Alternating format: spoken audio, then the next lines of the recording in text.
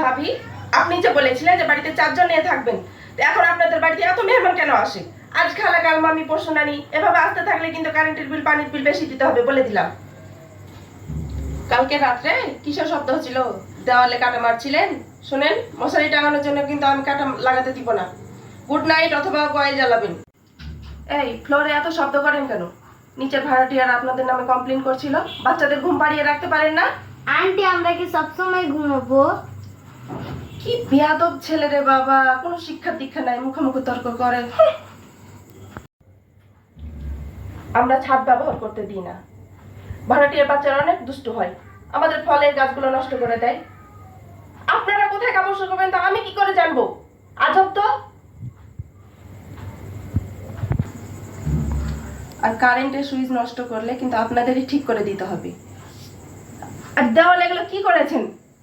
বাড়ি ছাড়ার আগে অবশ্যই দেওয়ালে রং করে দিয়ে যাবেন, নাহলে একটা জিনিসপত্র আমি বের করতে দিব না। আর একটা আপনাদের সাফ সাফ কথা বলে দিই, 1 থেকে 3 তারিখের মধ্যে ভাড়া টাকাটা দিয়ে দিবেন।